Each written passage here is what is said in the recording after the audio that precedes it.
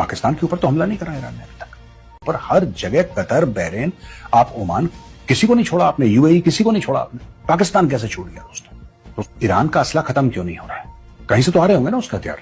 पाकिस्तान तो आप मान के चलिए इसमें पाकिस्तान का हाथ था। ईरान ने बाकी पूरे खित्ते को लेटा दिया, इराक से लेकर सऊदी से लेकर जो नियर नेबर्स भी है, सऊदी से नियर नेबर, उसके ऊपर बम मारना है, जॉर्डन के ऊपर बम मारना है, तुर्की के ऊपर। ये कहां से सप्लाई हो रहा है दोस्तों? नहीं हो रहा है, कहीं से तो आ रहे होंगे ना उसका हथियार। पाकिस्तान का रास्ता इस्तेमाल करके चढ़ के तेल भी जा रहा है और वहां से रॉकेट मिसाइल और ड्रोन भी जा रहे हैं, और ये रोज के रोज मिसाइल मारना, ड्रोन मारना आया है। और डोनाल्ड ट्रंप ने यह माना है कि कहीं ना कहीं यूएस फोर्सेस कम पड़ गई हैं। पहले डोनाल्ड ट्रंप को यह लग रहा था कि यूएस की फोर्सेस आएंगी और ईरान जो है डर के मारे जमीन पर लेट जाएगा। ईरान ने बाकी पूरे खित्ते को लेटा दिया। जो सच है वो सच है और बोलना चाहिए हमें। Iran has been a surprise package in this. और ईरान ने जिस तरीके से लड़ाई लड़ी है, किसी ने सोचा नहीं था कि इस तरीके से लड़ाई लड़ी जा सकती है। वेल, आज की तारीख में डोनाल्ड ट्रंप ये कह रहा है कि चाइना से हमें मदद चाहिए, फ्रांस से मदद चाहिए, उसने यूके से मदद मांगी है, उसने साउथ कोरिया से मदद मांगी है। ये देखिए साहब, वो कह रहा है कि यूनाइटेड किंगडम भी आ जाए और जापान भी आ जाए और सब कोई आ जाए, and we will keep the Hormuz open and safe. जो स्ट्रेट ऑफ हॉर्मुज है जिसको ईरान ने रोक दिया है, लिहाजा हमें सबकी मदद चाहिए और आइए और यहां पे अपना अपना हिस्सा डालिए।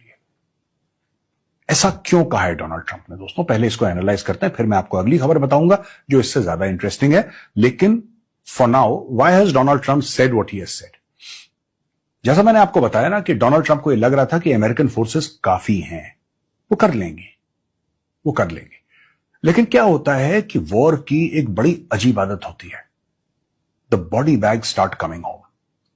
और अब डोनाल्ड ट्रंप को पॉलिटिकल प्रेशर, मिलिट्री प्रेशर नहीं है उसके ऊपर मिलिट्री प्रेशर नहीं है, उसके ऊपर पॉलिटिकल प्रेशर है।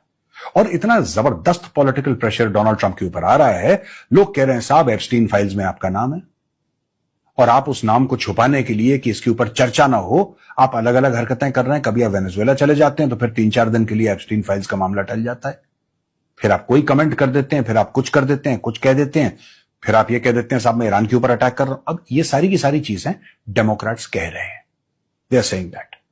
और मुझे भी अब लग रहा है फ्रॉम अ मिलिट्री पर्सपेक्टिव, और ये कई बार मैं बोल चुका हूं कि इजराइल का जो एंड गेम है, it is pretty much sorted. देखिए ना, मैं आपको एक बात बताता हूं दोस्तों, जो हार और जीत भी होती है ना लड़ाई में, जितना मैंने कैंपेन्स पढ़ी हैं, जितना मैंने सोचा है, एनालाइज करने की मैंने कोशिश की है, बड़ी से बड़ी कैंपेन्स आप देखिए जो होंगी, बड़े से बड़े वॉर्स होंगे, उसमें जीतने और हारने का जो फर्क है, वो सिर्फ ये नहीं कि किसके पास बेहतर हथियार हैं और बड़ी फौजें हैं, वो एक बड़ा इंपॉर्टेंट फैक्टर है, no doubt, but that is not the only factor. एक बहुत बड़ा फैक्टर यह है कि क्या आपके पॉलिटिकल ऑब्जेक्टिव्स क्लियर हैं, क्या आपके मिलिट्री ऑब्जेक्टिव्स क्लियर हैं, क्या आपके स्ट्रेटेजिक क्लैरिटी है आपके पास, क्या आपको पता है बिल्कुल आप क्यों ये लड़ाई लड़ रहे हैं। ये जो 2-3 चीजें हैं, क्या ये आपके दिमाग में एब्सोल्यूट क्लैरिटी के साथ हैं? मुझे लगता है अमेरिका यहां पे लैग कर रहा है। हाँ, बहुत बड़ी बड़ी तोपें हैं, हवाई जहाज हैं, सब कुछ है अमेरिका के पास, लेकिन कहीं क्लैरिटी मिसिंग है यार। क्योंकि यही बंदा आज से 4 दिन पहले यूके के प्राइम मिनिस्टर को यह बोलता है कि जब यूके के प्राइम मिनिस्टर ने बोला कि हम भी अपने जहाज भेजते हैं वहां पे आपकी मदद के लिए, अरे हम तो लड़ाई जीत गए, we have won this war. अब आप लोग क्या कर रहे हो यहां पे? Why the hell are you here? एक जीती हुई लड़ाई में आके आप अपना हिस्सा डालने की बात कर रहे हो? No, you are not needed. Donald Trump ने मुंह पे बेइज्जती कर दी। बेइज्जती करने के बाद डोनाल्ड ट्रंप भूल गया, अब ये कह रहा है जहाज क्यों नहीं भेज रहे? अरे भाई, तूने तो 4 दिन पहले बोला था कि नहीं चाहिए, और लड़ाई जीत चुके हैं। अब लड़ाई जीत चुके हैं, फिर इतनी नेवीज को बुलाना? अब ये बोलेंगे जो यूएस की गवर्नमेंट है, दे विल से कि no, this is not for fighting a war, this is for keeping the strait of Hormuz open. यार, strait of Hormuz open is war. It is war because to keep it closed, Iran is using kamikaze boats. They're using missiles. They're using drones. They're hitting ships. It is war. ये कोई negotiation थोड़ा ना चल रहा है। Negotiation बहुत पहले खत्म हो गया, अब तो जाने जा रही हैं, लोगों को मारा जा रहा है। There are deaths that are happening. Gunpowder is exploding. अब तो देखिए, वॉर की सबसे बड़ी इनकी स्ट्रेटेजी क्या थी? आप तेहरान में बम मारेंगे, तेहरान ऊपर है, तेहरान ऊपर है बिल्कुल, हॉर्मुज नीचे है। आपने ऊपर बम मारा, उन्होंने नीचे वाला पूरा मामला बंद कर दिया। अब बताइए, ये तो वॉर की स्ट्रैटेजी है, ईरान की वॉर की स्ट्रैटेजी है। आपको सोचना चाहिए था भाई, अमेरिकन जब वॉर गेम कर रहे थे तो अमेरिकन ने वॉर गेम करते वक्त क्या समझा? What did the American believe would happen? Obviously हम बम मारेंगे, खमेनी को मार देंगे, 50-100 लोगों को मार देंगे जो टॉप इनके लीडरशिप हैं। और इन्होंने कन्विंस कर दिया, और मुझे भी यही लग रहा था दोस्तों, I will be very honest. Iran has surprised me, it has surprised the rest of the world, and I am no different, even I am surprised कि किस किस तरीके से लड़ाई हो सकती है। The wars are not only kinetic, non kinetic aspect बड़ा इंपॉर्टेंट है। आपने पूरा स्ट्रेट ऑफ हॉर्मुज ब्लॉक कर दिया, आपने 20% of oil supply of the world आपने ब्लॉक कर दी है, वहां पे त्राहिमाम हो गया बिल्कुल। आज की तारीख में अमेरिका कह रहा है जहाज भेजो यार। अच्छा, now it will tell UK, it will tell European countries कि तुम भी जरा हिस्सा डालो इसमें, तुम भी इसमें जरा अपना हिस्सा डालो। और यही बेइज्जती कर चुका है बाकी नेटो कंट्रीज की, कि अफगानिस्तान में जो लड़ाई हुई थी, बाकी नेटो कंट्रीज के जो बंदे थे ना, वो पीछे थे, ये तो अमेरिकन ट्रूप्स आगे थे। ये बेइज्जती करता है अपने एलाइज की, फिर उन्हीं से मदद मांग रहा है। क्योंकि जब इसने 4 दिन पहले बेइज्जती करी थी यूके की, भूल गया है भाई, ये भूल गया कि मैंने बेइज्जती करी थी। अब ये नए अवतार में ये ऊपर से आए हैं तैर के, अब ये कह रहे हैं कि भेजो। चाइना से कह रहा है भेजो।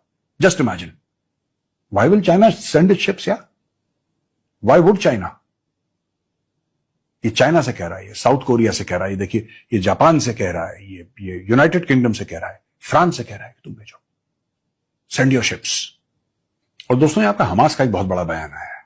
हमास ने एडवाइस किया है ईरान को कि देखिए, हम मानते हैं कि आपका पूरा अधिकार है, you have every right to stand up for your defence.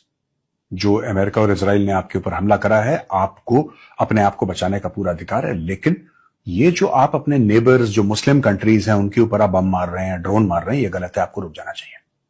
और उसने अपील करी है through Qatar, through Turkey, that they should stop. The government of Iran को डायरेक्टली अपील करी है कि आप देखिए, आप ये मुसलमान देश है, आप इनको मत मारिए। इसमें भी देखिए साहब, हमास के ना रिलीजियस ओवरटोन्स हैं। और as far as even Iran is concerned, the war is between the believers and the non-believers. It has got nothing to do with political outcomes.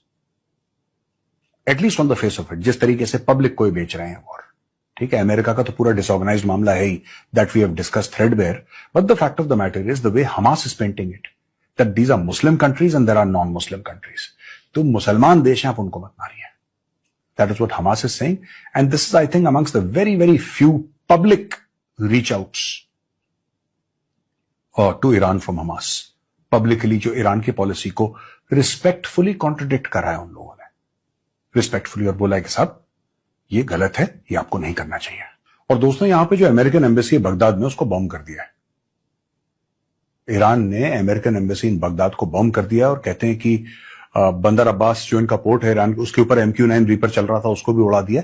तो ये सारा का सारा जो मामला ईरान कर रहा है, wave after wave after wave after wave, ये जो अटैक उसने करे हैं US, पूरे मिडिल ईस्ट, इजराइल के खिलाफ, ये रुकने का नाम नहीं ले रहा। अच्छा, कई लोग ऐसा कह रहे हैं कि हो सकता है ईरान की मिसाइल्स खत्म हो गई हो या खत्म होने वाली हो। ये कहां से सप्लाई हो रहा है दोस्तों? ये सप्लाई हो कहां से रहा है? ईरान का असला खत्म क्यों नहीं हो रहा है? क्योंकि कोई और देश होता जिसकी आप मिलिट्री कैपेसिटी को हिट कर रहे हैं, जिसकी मैन्युफैक्चरिंग कैपेसिटी को हिट कर रहे हैं, और रोज आप रिपोर्ट दे रहे हैं कि साहब हमने ये बम मारा, वहां पे जमीन के नीचे गया 100 फुट, और वहां पे पूरी फैक्ट्री बर्बाद हो गई। अगर सब कुछ बर्बाद हो चुका है ईरान का, तो ईरान के पास हथियार आ कहां से रहे हैं? कहीं से तो आ रहे होंगे ना उसके हथियार। They must be coming from somewhere.